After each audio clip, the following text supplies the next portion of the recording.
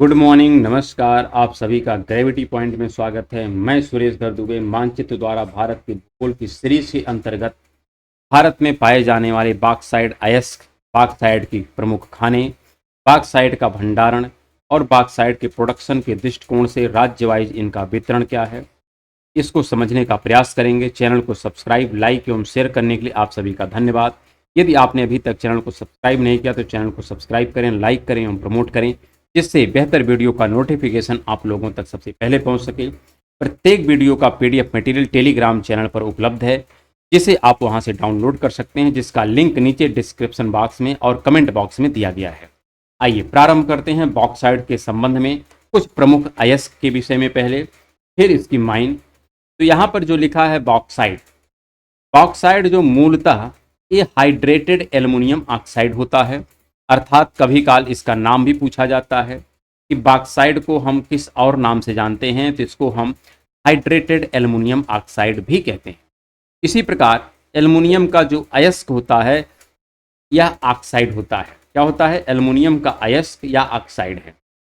इसी प्रकार अगर हम बात करें, बॉक्साइट टर्शियरी युग में निर्मित लेटराइट शैलों से संबंध रखता है, अर्थात लेटराइट के विषय में हमने अभी तो डिस्कशन विशेष किया नहीं है, लेकिन जब हम लौह अयस्क की बात कर रहे थे तो लौह अयस्क में 4 प्रकार के लौह अयस्क की बात किए थे। मैग्नेटाइट था, हेमेटाइट था, लिमोनाइट था और सीडेराइट था। उसी में एक टाइप और आता है जिसका नाम है लेटेराइट। तो लेटेराइट में चूंकि लौह अयस्क काफ़ी कम मात्रा में पाया जाता है, इसलिए उतना चर्चा में नहीं रहता है।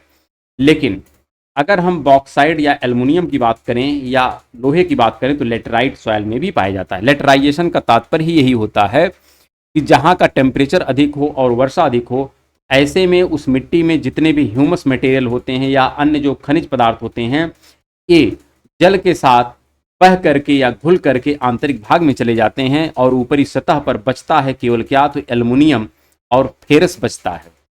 इसलिए वहाँ पर एल्युमिनियम और फेरस की अधिकता हो जाती है और वहाँ से हम लोग एल्युमिनियम की प्राप्ति करते हैं और लोहे की भी प्राप्ति करते हैं। तो इसी आधार पर यहाँ लिखा गया कि बॉक्साइट जो है टर्शियरी युग में निर्मित होने वाली लेटराइट शैलों से संबंध है।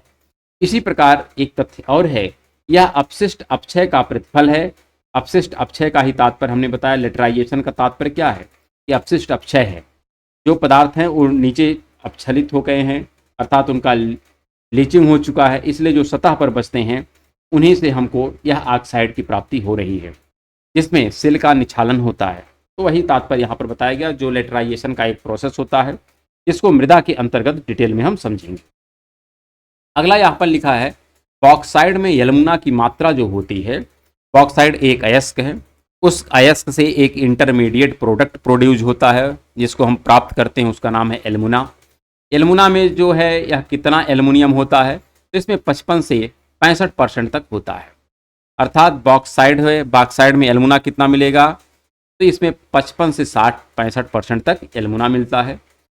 3 टन अगर बॉक्साइड को हम मान लेते हैं, उसको फिनिश प्रोडक्ट में कन्वर्ट करने का प्रयास कर रहे हैं, तो 3 टन बॉक्साइड से सिर्फ 1 टन एल्युमिना की प्राप्ति होती है। फिर अगर 2 टन हम एल्युमिना लेते हैं तो उससे 1 टन एल्युमिनियम प्राप्त होता है। बॉक्साइड हमारा एकदम प्राइमरी रॉ मटेरियल एक अयस्क है, एल्युमिना एक इंटरमीडिएट प्रोडक्ट है और एल्युमिनियम हमारा फाइनल प्रोडक्ट होता है। इस प्रकार से हम अगर कैलकुलेट करें तो 6 टन अगर बॉक्साइड लेते हैं तो इससे सिर्फ 1 टन हमको एल्युमिनियम की प्राप्ति होती है। इन तथ्यों को आप स्मरण रखिएगा कि 6 टन बॉक्साइड से हमको 1 टन एल्युमिनियम मिलता है, 3 टन बॉक्साइड से 1 टन एल्युमिना मिलता है। प्रश्न सबसे पूछा गया है, फिर 2 टन एल्युमिना से 1 टन एल्युमिनियम मिलता है। इनको जब आप रेशियो में कन्वर्ट करेंगे तो आपको रिजल्ट मिल जाएगा 6 टन बॉक्साइड से 1 टन एल्युमिनियम की प्राप्ति होती है। अन्य तथ्यों की अगर हम बात करें तो यहाँ पर लिखा है, एल्युमिनियम एक हल्की, मजबूत, धातुवर्धनीय, मिलेबल, तन्य है, अर्थात डक्टाइल है, ऊष्मा एवं विद्युत की संचालक है तथा वायुमंडलीय संचारण के प्रति मतलब संचारण की प्रतिरोधी धातु है। ये सब इसके गुणधर्म है, किसके? एल्युमिनियम की। एल्युमिनियम के गुणधर्म है कि हल्की होती है, मजबूत होती है, धातुवर्धनीय होती है अर्थात लचीली होती है, डक्टाइल होती है, ऊष्मा तथा विद्युत की संचालक होती है, वायुमंडल के द्वारा इसमें संचारण नहीं होता है। तो ये सब इसके गुणधर्म हैं। और बातें इसके विषय में अगर हैं तो वह वैश्विक उत्पादन का लगभग 8.5%, अर्थात पूरे विश्व में जितना भी एल्युमिनियम प्रोड्यूस होता है, एल्युमिनियम नहीं बल्कि हम बात करते हैं बॉक्साइट, पूरे विश्व में जितना भी बॉक्साइट है उसका 8.5% बॉक्साइट भारत प्रोड्यूस करता है। और इस आधार पर भारत किस स्थान पर है, तो 5वें स्थान पर है।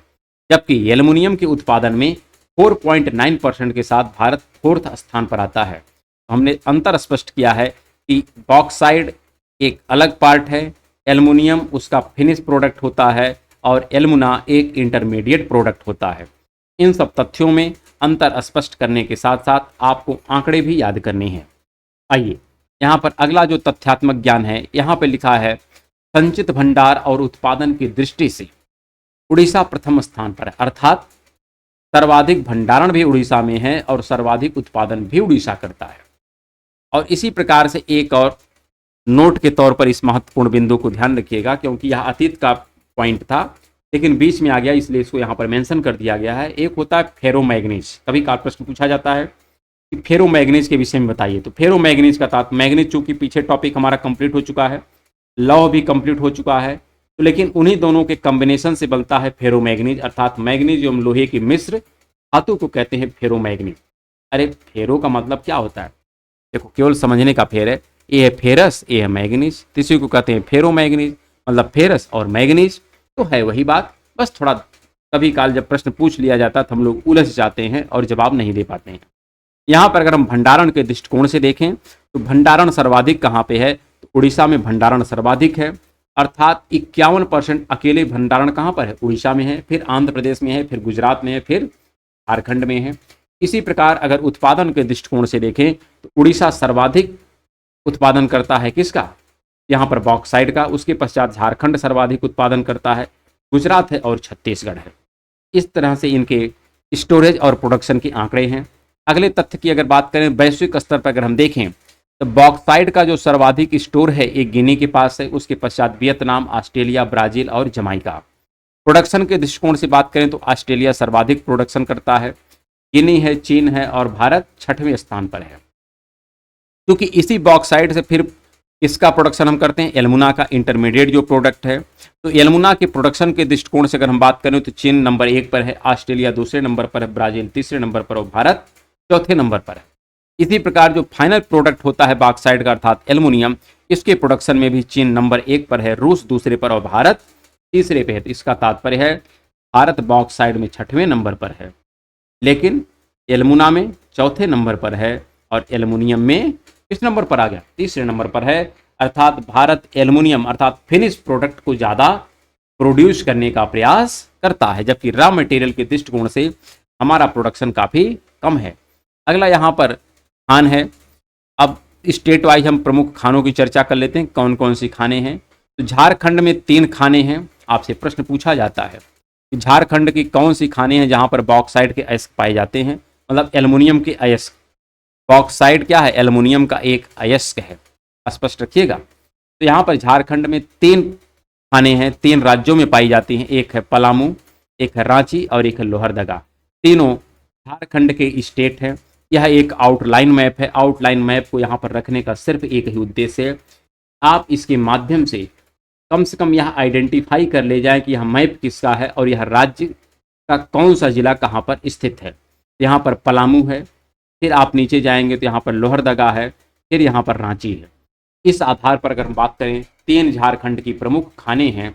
और अगले राज्य की अगर बात करें तो अगला राज्य हमारा उड़ीसा है, और उड़ीसा में जो खान है उसका नाम है पंचपतमाली की पहाड़ी। क्या है, पंचपतमाली की पहाड़ी, जो प्रमुख बॉक्साइट के लिए जानी जाती है। और यह किस जिले में है, तो कोरापुट जिले में है। किस जिले में है, कोरापुट जिले में है।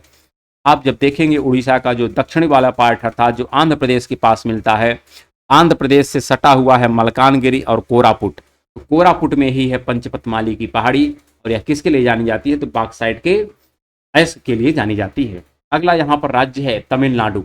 अगर तमिलनाडु में हम बात करें तो तमिलनाडु में क्रम से कई यहाँ पर खाने मिलते हैं। पालनी है, सेवराय है, जवादी है।